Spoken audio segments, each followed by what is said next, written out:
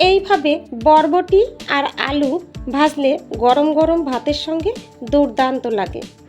নমস্কার বন্ধুরা, আমি সুচরিতা। আমার রান্নাঘরে তোমাদের সকলকে স্বাগত জানাই।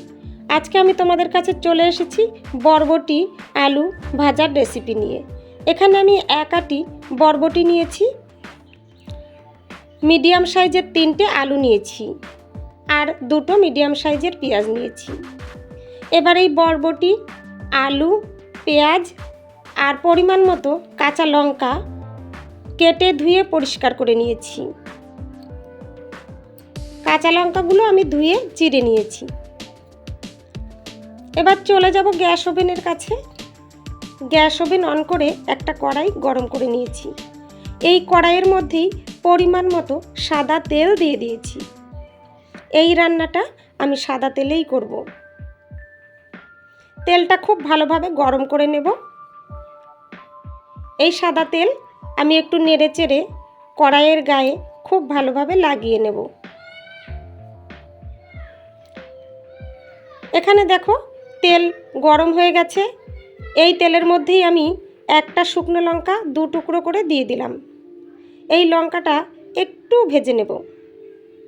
এবার এর মধ্যেই দিয়ে দিলাম পেঁয়াজ কুচি।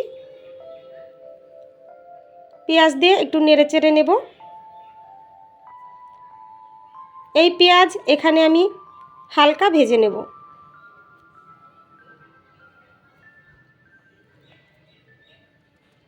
পেঁয়াজ আমি এখানে হালকা ভেজে নিয়েছি। এবার এর মধ্যেই আলুগুলো দিয়ে দেব। আলু দিয়ে দিলাম। আলু দিয়ে একটু নেড়ে চেড়ে নেব। আলুগুলো তেলের সঙ্গে পেঁয়াজের সঙ্গে ভালোভাবে মিশিয়ে নেব।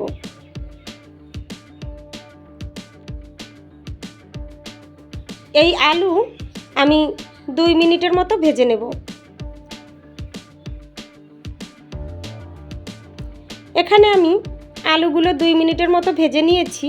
এবার এর মধ্যে অ্যাড করে দেব বরবটি। বরবটিগুলো অ্যাড করে দিলাম।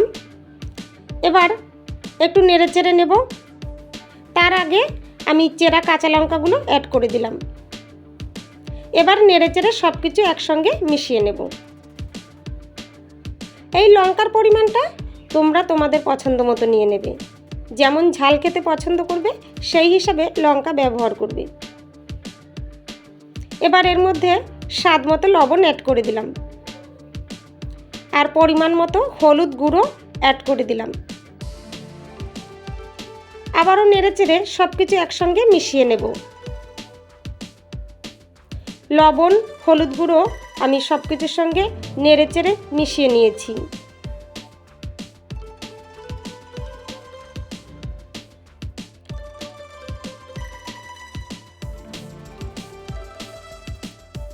এবার দেখো ঢাকনা দিয়ে ঢেকে দেব। ঢাকনা দিয়ে ঢেকে আমি রান্না করে নেব যতক্ষণ না আলু আর বরবটি সেদ্ধ হচ্ছে। আর মাঝে মধ্যেই ঢাকনা তুলে একটু নেড়ে চেড়ে নেব, আবার ঢাকনা দিয়ে ঢেকে দেব। এইভাবে আমি রান্না করে নেব আলু আর বরবটি সেদ্ধ হওয়া পর্যন্ত। তোমরা যে সমস্ত বন্ধুরা আমার এই ভিডিওটা দেখছো অথচ একটা লাইক দিতে ভুলে গেছো, তোমাদের কাছে অনুরোধ রইল প্লিজ একটা লাইক দিয়ে ভিডিওটা কন্টিনিউ করো।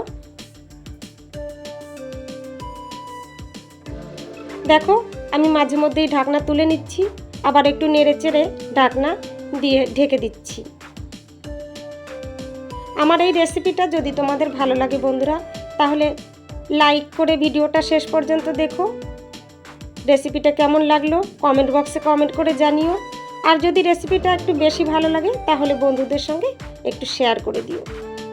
আর যে সমস্ত নতুন বন্ধুরা আমার এই ভিডিওটা দেখছো অথচ আমার চ্যানেলটা সাবস্ক্রাইব করোনি, তোমাদের কাছে অনুরোধ রইল আমার চ্যানেলটা সাবস্ক্রাইব করে পাশে থাকা বেল বাটনটা প্রেস করে রেখো।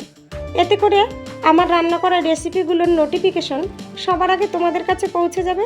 তোমরা তোমাদের সময় সুযোগ মতো দেখে নিতে পারবে।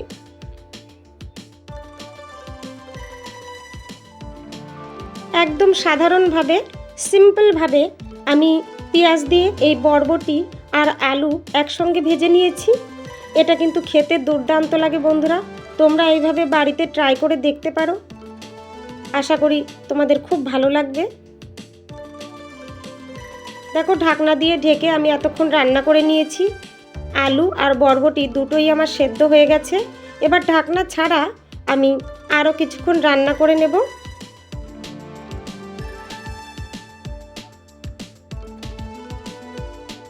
একটু ভাজা ভাজা করে নামিয়ে নেব। বরবটি আলু ভাজা আমার একদম রেডি হয়ে গেছে। এবার এটা আমি সার্ভিং প্লেটে সার্ভ করে দিয়েছি।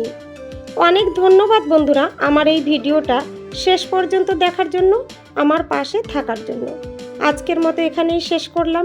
আবার চলে আসবো তোমাদের কাছে অন্য আর একটা নতুন রেসিপি নিয়ে। ততক্ষণের জন্য তোমরা সবাই ভালো থেকো, সুস্থ থেকো।